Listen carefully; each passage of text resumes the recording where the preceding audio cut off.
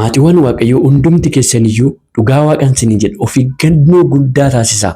Keessattuu ijoolleen biyya alaa keessa jirtan samoona kana wanti dhagahamaa jiru baay'ee wanta nama ajaa'ibudha Waaqa.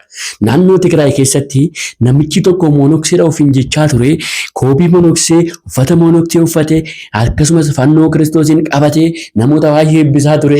Baay'ee koo kan nama gaddisiisu dhugaan isiniin jedha miliyoon dirribaa kan jedhamu kuni yeroo hundaa amantaa Ortodoksii sirrittiin kan qeeqa ture kan itti qoosa ture taabota maal godha xaawulaa mataa irratti baatee taabota jedhee akkasittiin amantaa keenya arrabsaa kan ture akkasumas immoo amantaa musliimas kan arrabsaa ture namni kun hidhamuun isaa maaliif nama hin gammachiisne kuni adabbii argachuu qaba ko.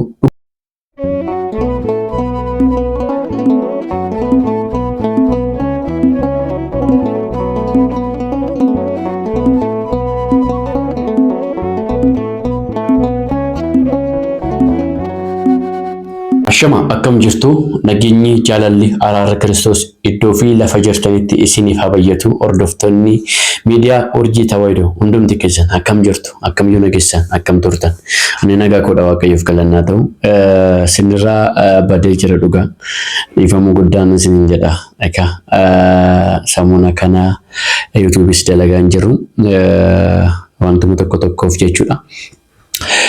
Garuu yommuu arraa wanta haaraa oduu gammachiisaa fi oduu baay'ee tokko nama gaddisiisu sanitti jechuudha. Kanaaf hundumti keessaniyyuu osoo oduu keenyatti hin galiin duratti viidiyoo kana warroonni argitan hundumti keessan asumaan namoota shashaniif sheer godhaa akkasumas koppiliinkii naaf godhaan isiniin jedha obboleewwan keenya. Egaa oduu gammachuurra yeroo eegallutti yeroo darbee obboleechi keenya mana amantaa Ortodoks Tawaahidoo sirrittiin kan arrabsaa ture akkasumas immoo taabota kakuu Waaqayyoo fakkeessa kan ture dhugaan isiniin jedha bifa garaagaraatiin obboleessi keenya kun mana kiristaanaa keenya kan arrabsaa ture hin beektu jedhee nan abdadha. Akkasumas immoo amantaa kamtu hafe warra musliimotaas nabii isaanii haala ajaa'iba ta'een kan arrabsaa ture. Garuu yommuu oduu nama dhagahamaa ture namni kun miliyoon kan jedhamu miliyoon dirribaa jechuudha. Qabamuu isaatiidha jechuudha kan dhagahame. Qabamuu isaatti kan dhagahame duraan yeroo haasawutti laayivii isaa irratti kan yaadan jira jedhee namoota baay'ee arrabsaa kan ture. Amantaa kamiyyuu kan nafne amantaa hundaa'e kan arrabsaa ture namni kun jechuudha. Guyyaa dheengaddaatti jechuudha kan qabame jechuudha. Eessatti qabama? Naayiroobii magaalaa Keeniyaa keessatti jechuudha. Yookaan immoo ollaa Itoophiyaa kan taate Naayiroobiitti kan qabamedha.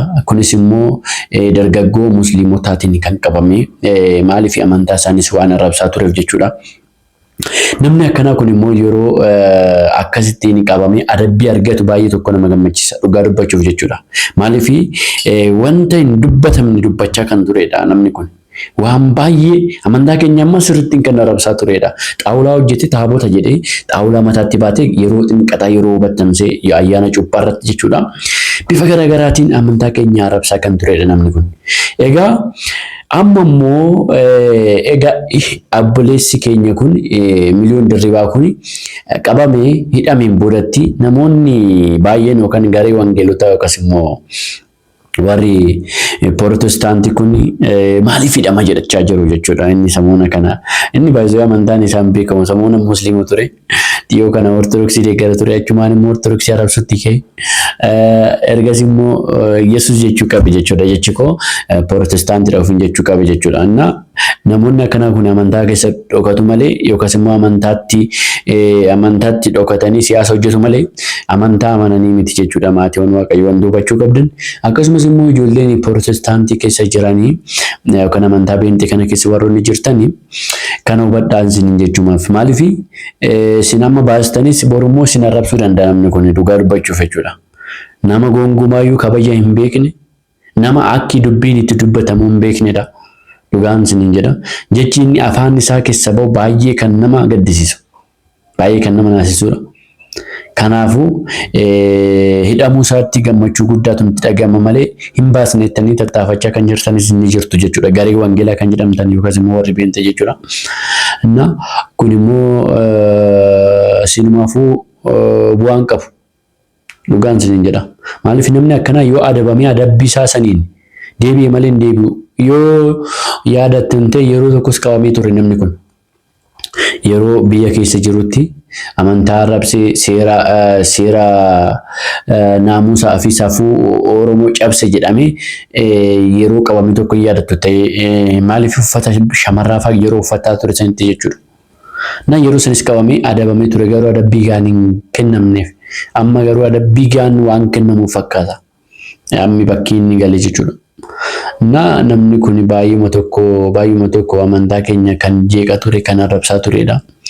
Namoota baay'eetu hin dhageenye malee inni waa baay'ee dubbachaa ture jechuudha. Dhugaa dubbachuuf wanta hin dubbatamne fa'aa dubbachaa ture. Na waaqni keenya isin hin qaanessinee akka kanaan hidhaatti darbatamee jira namni kun jechuudha. Dhugaa waaqa. Inni biraa immoo waan baay'ee nama gaddisiisu bara kana keessa wanti ta'amaa jiru tokko isinitti hima dhugaa waaqa. Sirriitti waan baay'ee ajaa'iba na jedheen naannoo Tigraay keessatti wanni kun kan ta'e. Naannoo Tigraay keessatti maaltu ta'a? Obboleessa keenya tokkotu jira. Inni sun maal godhaa? Mana amantaa keessa deddeebi'ee monokseedha ofiin jedhee monokseedha ofiin jedhee koobii monoksee uffata monoksee uffatee masqalii qabatee uummata yeroo eebbisu akkasittiin immoo monokseedha ofiin jedhee miidiyaa irra bahee miidiyaa qofa osoo hin taane tiktookii irraan namoota baay'ee horate sana immoo gama telegiraamitti jijjiiree telegiraamirra namoota baay'ee qarshii irraa guura ture bataskaanaan deeggara jedheenii qarshii irraa guura ture garuu yommuu guyyaa ayyaana musliimaa yeroo masgiida isaanii seenee yeroo salaatu achi keessatti uffata isaanii uffate yeroo masgiida keessatti sirna isaanii gaggeessu musliima ta'ee argame jechuudha. Kaza masgiida keessa bahee immoo yeroo uffata ortodoksii uffatu argame. Kanaa mana ajaa'ibu dhugaa waaqa. Kanaafidha kaa bara dhumaa keessa raayyoota sobdootaa irraa of eeggadhaa kan jedhame. Laala nama akkanaati jechuudha. Nama waan isaa hin beekne. Kanaaf ijoolleen ala jirtan hundumti keessan ani ergaan isiniif dhaamu maalidha? Nama hunda abbadha jettanii koomuma waan uffateef yookaas immoo uffata monoksummaa bicha waan uffanneef inni abbadha yookaan monokseedha jettanii itti dhiyaachuu qabdan jechuudha. Kanarraa kan barachuu qabdan miknaatum monoksee sobaa maqaadhaan monokseedha kan ofiin jedhu baay'eetu jira gati ta'eef. Akka amma argaa jirru kanatti jechuudha dhugaa bifa gaddisiisa baay'ee kan nama gaddisiisudha kun. Wanti akkana mee maal jettan kana bataskaana sirna qulqullaatu hin qabu garuu monoksee koobii monoksee uffata monoksee uffatee masqalii qabatee uummata eebbisaa ture.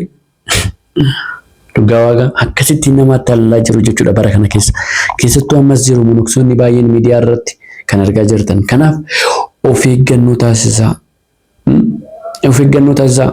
Maaliif qulqullichi Ermiyaasis karaan dhugaan ishee kam akka taate gaafadhaa baraa jedhe karaa dhugaarra deemuu qabna malee raajota sobdoota wajjin deemnee baduu hin qabnu jechuudha maatiiwwan waaqayyo.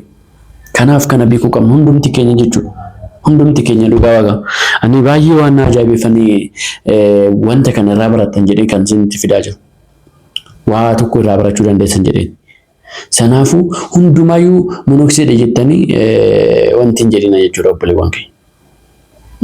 Yookaas abbaa gaabbiin godhatina yookaas immoo ittiin dhiyaatina. Maafi bifa garaagaraatiin monokseedha ofiin jechaa jiru warroonni monoksee hin taane warroonni luban taane luba ofiin jechaa jiru bara kana.